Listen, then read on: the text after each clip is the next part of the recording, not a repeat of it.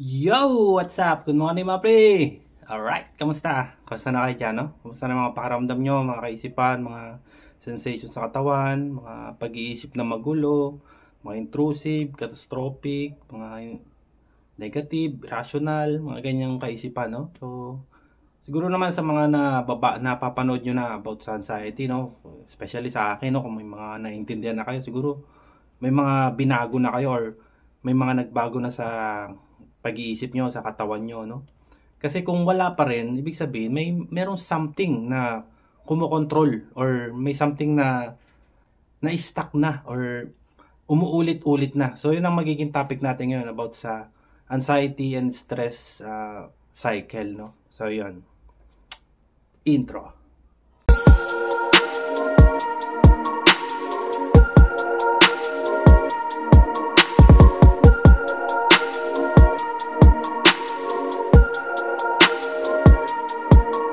So, yun na nga, no? Anxiety and stress cycle, no? So, marami sa atin hindi naiintindihan or hindi pa nila na lubos na naiintindihan kung ano yung sinasabi ko lagi na anxiety cycle, no? Or alam lang nila, umuulit, alam lang nila na palagi nilang nararamdaman yun, pero hindi nila naiintindihan na nasa loob na sila nung cycle na yun, no? Na umuulit-ulit lang na panay reklamo, may araw-araw na lang ganito, tuwing may mga naiisip, may mga nararamdaman, paulit-ulit lang na hindi siya nagbabago, no? Or minsan may malakas, minsan may mahina, depende sa ano, no? Sa kung ano man yung mga nag-trigger sa kanila. So ang pag-usapan natin is yung anxiety and stress cycle. Kung ano ba, kung paano ba nangyayari yan, no? So yan. Simulan natin sa stress, no? Yan, stress. So, alam naman natin na ang stress is lagi naman nandiyan yan, di ba? Hindi natin makokontrol yan kasi nasa paligid lang yan eh. Maging sa mga trauma nyo dati, maging sa pamilya, or sa environment, sa mga toxic friends, minsan sa mga sa ano pa nga, sa pera, financial, di ba?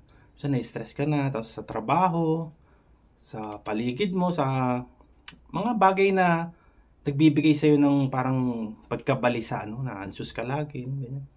So, hindi natin alam yun. Kumbaga, itong anxiety disorder, hindi natin alam na aabot tayo sa ganun. So, ang nangyari dyan is, nagkaroon na tayo ng breakdown, no? Breakdown. Ang haba eh. Breakdown, no? So, yung sinasabi ko nga sa inyo, yung sa baso, di ba? Sa baso, yung pag napuno na siya, kumbaga yung katawan natin or yung nervous system natin, no, normal naman na umaano yan, na naglalabas ng mga cortisol, ay mga hormones, di ba? Pero yun nga, nagkaroon na tayo ng breakdown, so sumobra na, no, umapaw na yung ano, naging breakdown na siya, no. Diyan na tayo makakaramdam ng mga symptoms, no. So nandiyan na yung mga sensation, mga kung ano-ano mga pakiramdam, mga iba't ibang klase ng sa guts, di ba? Sa lalamunan, mga GERD, yan. Tapos ang gulo-gulo na ng isip mo, lagi ka na lang tulala, di ba? Dami yan. Alam niyo naman yan eh, sa mga simptomas, di ba? Marami kayo yan eh. So, yun. Sensation. Meron ka na ng fear. Isa sa pinakamalaki na naiaambag sa ating simptomas, itong fear, no? Itong takot. Kasi, diyan na nabubuo yung mga iba't ibang klase ng yung agoraphobia, no? Yung especially yan. Kasi may mga tao talaga na, gaya ko din dati, no? Nagkaroon din ako niyan na takot na talaga ako lumabas, takot akong lumayo. Gusto ko lang, lagi ako nasa comfort zone ko, no? Yung natito lang lagi ako sa bahay. Yung kwento nga sa inyo, nung sa gate, na hawakan ko lang yung lock ng gate namin, natatakot na ako. Lumalabas na yung simptomas sa katawan ko, no? Umibilis yung tibok ng puso ko, nanginginig ako, minsan namamawi, sabi ko, hindi na ako lalabas, yun. Nagkaroon ako nag-build yun sa akin, no, ng mga ilang buwan, na ganun ako, na dito lang talaga ako sa bahay namin, no, na wala akong ibang puro ano-ano lang, puro pang sarili ko lang, no, pero hindi ko siya hinaharap sa point na yun, no, kasi nabubuo na dyan yung avoidance, no, yung iniiwasan mo na siya, ayaw mong maulit yung nangyari sa yung panic noon, or ayaw mo na makaramdam, gusto mo kalmado ka lang lagi, gusto mo nandiyan ka lang, steady ka lang, no? Wala kang ibang dapat isipin, dito ka lang. Kasi once na nag-trigger nga, nakaramdam ka ng kung ano man sa paligid, is may lalabas, no? So, doon na nabibuild din yung instant relief. So, sa anxiety recovery, wala yun. Hindi pwedeng gamitin yun. Although, sa simula siguro magagamit nyo yun. Yung mga tools na pangpawala lang ng pakiramdam na yun. Mawawala siya, pero babalik. So, ang tinuturo ko dito is yung pangmatagalan na, no? Tagalan, pang dulo na to, no? Hinaharap mo siya. Yun, isa yun. Kasi nga, yung paglaban sa kanya, no? Yung paglaban sa anxiety, mga pakiramdam na yan is hindi pwede. Hindi mo pwede siyang labanan kasi alam naman natin ang anxiety is nasa loob ng katawan natin yan, no? Part na yan ng nervous system natin or nandyan na siya. Bata pa tayo, minsan natatakot, di ba? Minsan may mga kidlat lang, minsan natatakot, nagugulat ka, di ba? Yan yung anxiety na sinasabi ko, no? Kaya dapat, hindi natin siya alisin. Kailangan lang natin siyang i-normalize, no? Ibalik lang siya sa tamang pwesto, gano'n, di ba? Siguro yung nervous system natin is nagkaroon na siya ng malfunction or ng ibang linya, di ba? Sabi ko sa inyo sa science yung neuropathway, no, nagkaroon na siya ng sariling linya dahil nga nakabuo ka na ng behavior, no? So hindi natin kailangan alisin 'yon. Kailangan natin gumawa ng mga panibagong ugat or daanan para bumalik siya, maging normal ulit, no? Sana naging gets niyo, no? Nagkakaroon na rin tayo ng symptom focus dito sa part na to, no? Sa peer. Yan, pag ganyan-ganyan pa ako no? Hindi rin naman naintindihan. So yan, nagkakaroon tayo ng symptom focus, no? Doon na tayo, lahat na lang ng bagay na nangyari sa katawan natin, lahat ng mga pakiramdam, mga kaisipan, diyan na tayo nakatutok, no? Wala na tayong sa pakialam sa sa mundo, sa labas ng mundo or sa paligid natin. Dito na lang tayo nakapokus palagi. Kung ano maramdaman, kung ano yung mga naiisip, no? Nandiyan na tayo eh.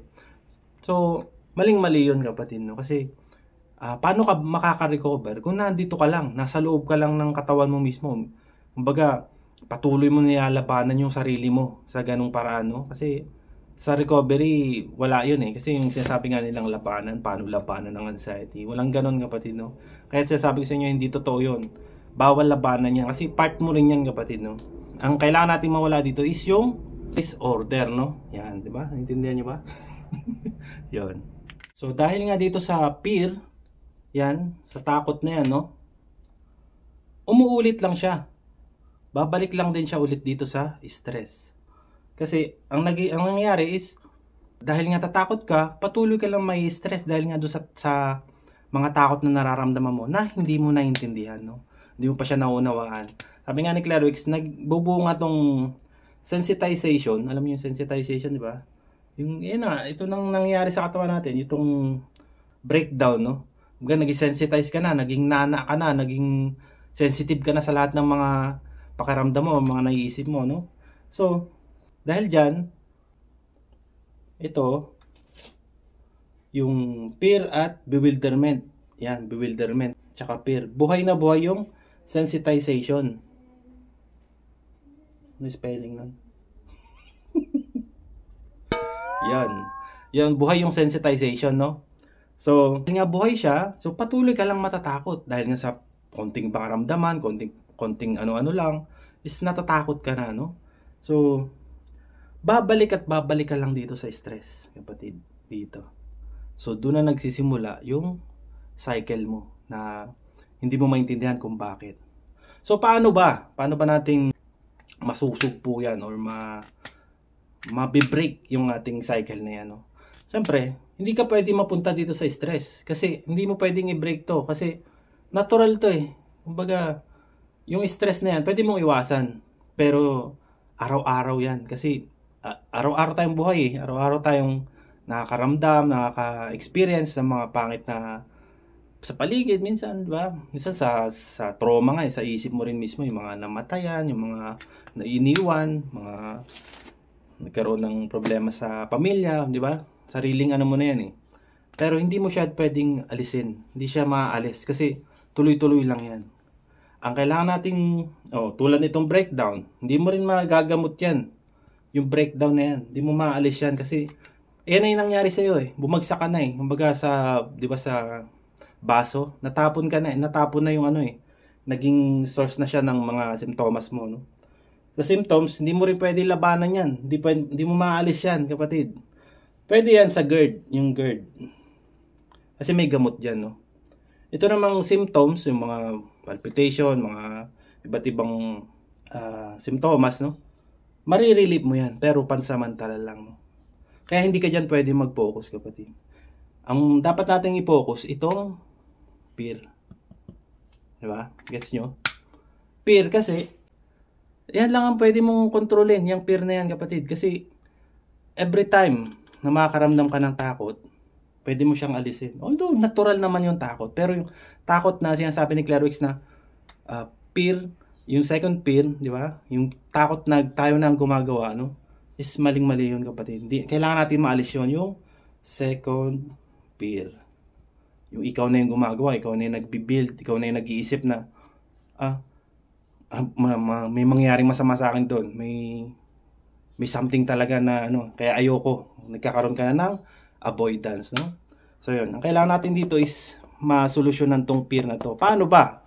Sa tulong ng kaalaman, kapatid, no? Na every time na makakaramdam ka, di ba, ako nga dati, di ba, sabi ko sa inyo, nagsulat ako, sinulat ko yung mga simptomas ko, lahat.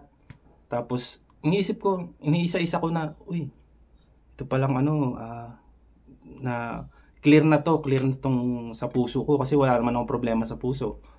Sa ulo ko naman, minsan may mga tumitibok-tibok. High blood kasi ako, hindi nag-exercise na ako. Tapos naging okay na siya, naging mababa na yung ko. So naging maayos. Tapos minsan sa mga panginginig, siguro kulang ako sa naging okay na siya. Tapos yung sinabi ng doktor na wala ka namang problema, yun ang bumuo nung mga sinulat ko na yun, no? Tsaka sa tulong din ng ni Clairwix, no, yung sa mga pinaliwanag niya, nag-gets ko na, sabi ko, oo. Kasi kung talagang may sakit ako, kung talagang iniisip ko na baka mamatay na ako, baka mabaliw ako, mawala ako sa control, minsan hindi ko alam kung anong nangyayari sa akin, di ba? Mga ganyan, hindi naman nagkakatotoo, di ba? Araw-araw naman na ginawa ng Diyos, wala naman nangyaring masama sa akin. So yun na yun. Yun na yung ibig sabihin ng mga sinasabi niya, no, na nasa loob ka lang ng cycle. Kasi kaya umuulit-ulit yan dahil nga may takot. Yun nga sinasabi ko sa inyo na kailangan natin maalis yung takot na ikaw na yung gumagawa, no? Yun. Yun ang kahalaga yun, kapatid, yung kaalaman na binabagi ko sa inyo. Hindi man sa madaling paliwanag, no?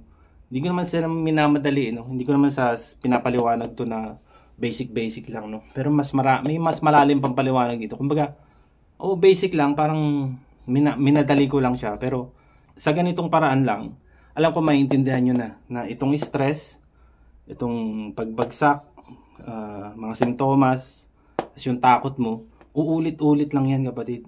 Kasi nga, natatakot ka dun sa mismong nangyayari sa'yo, no? Na walang patunay palagi. Na ikaw na yung gumagawa. Baga, inisip mo, mangyari sa akin, di ba? Sabihin mo na lang, doktor ba ako? Hindi man ako doktor eh. Hindi porke naramdaman ko is totoo na, di ba? Hindi lahat ng mga naisip mo is totoo na. Kailangan mo lagi ng patunay. So, yun lang mga kapatid, no? Sana may nag-gets kayo kahit kaunti sa ating vlog, no? At tingnan nyo may sulat ko, no? Cute. So, yun. Sana may naintindihan kayo sa ating anxiety cycle, no? So, matagal-tagal din ako hindi nakapag-vlog. Busy-busyhan tayo, no? So, yun nga. Sana may nag-gets kayo kahit kaunti at malinawan kayo dun sa, sa aking pagpapaliwanag, no? So, yun. Maraming salamat. Adios.